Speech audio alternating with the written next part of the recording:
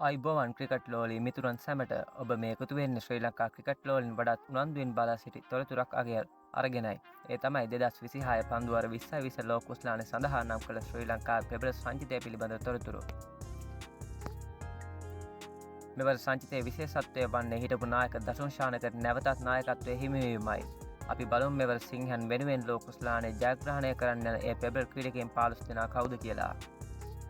දසුන් ශානක කණ්ඩායම මෙහෙවන නායකයා මෙන්ම අත්දැකීම් බහුල තුන්නිරයෝ ක්‍රීඩකයා පැතුම් නිස්සංක ශ්‍රී ලංකා ඉනිම ශක්තිමත් කරන ආරම්භක පිතිකරු කුසල් මෙන්ඩිස් කඩුළු රකින අත්දැකීම් බහුල පිතිකරු කුසල් ජනිත් පෙරේරා වේගවත් ඉනිමකින් තරගය වෙනස් කළ හැකි දක්ෂ පිතිකරු චරිත් අසලංක බැඳ පෙළ ශක්තිමත් කරන වගකීම් සහගත පිතිකරු කමිදු මෙන්ඩිස් ඕනෑම අභියෝගයකට සූදානම් දක්ෂ තුන්නිරියව් ක්‍රීඩකයා වනිදු හසරංග ප්‍රතිවාදීන් දමනය කරන ලොව සුපිරි තුන්නිරියව් ක්‍රීඩකයා කමිල් මිසාර සංචිතයට එක් වූ දක්ෂ නවක ආරම්භක පිතිකරු ජනිත් ලියනගේ කණ්ඩායමට මනා ශක්තියක් වන තුන්නිරියව් ක්‍රීඩකයා පවන් රත්නායක මෙවර සංචිතයේ කැපී පෙනෙන තරුණ පිතිකරුවා දුනිත් වෙල්ලාලගේ දඟපන්තුවෙන් මෙන්ම පිත්තෙන්ද දස්කම් දක්වන තුන්නිරියව් ක්‍රීඩකයා මහේස් තීක්ෂණ ප්‍රතිවාදීන් අන්දමන්ද කරන ප්‍රධාන දගපන්දු යවන්නා දුස්මන්ත චමීර වේගෙන් පන්දු යවන අපේ ප්‍රධාන වේග පන්දු අවිය